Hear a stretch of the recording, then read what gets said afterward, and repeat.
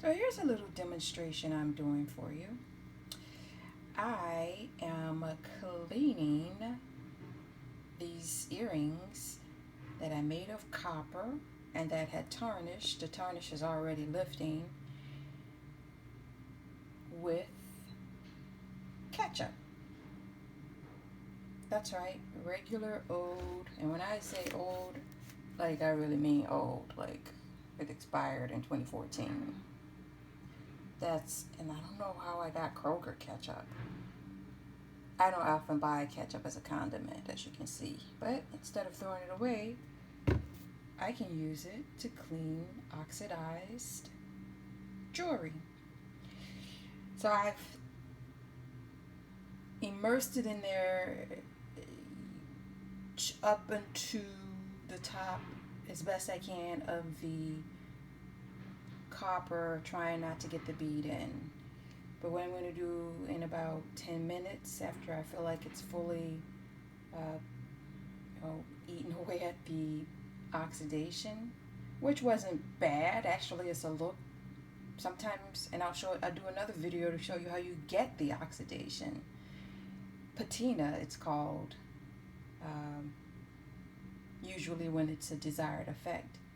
And I liked it, but some people like shinier pieces. And it'll just eventually darken back up again, especially with handling from your fingers and the oils on your fingers, your hands. But this is a neat trick. You don't want to leave it in there too long because basically what's happening is the acid in the ketchup from the tomatoes is actually lifting or eating away at the oxidation.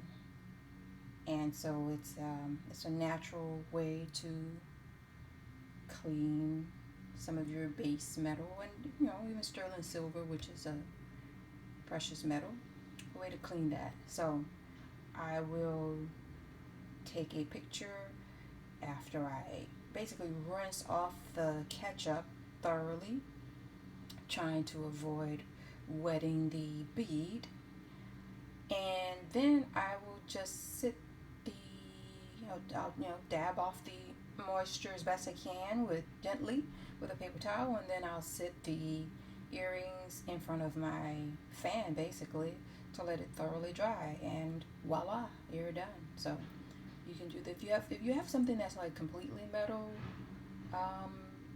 You can immerse the whole thing in there for 15 minutes, and you'll see a drastic difference. So that's a little tip, a little trick that you can use to clean your jewelry without harsh chemicals.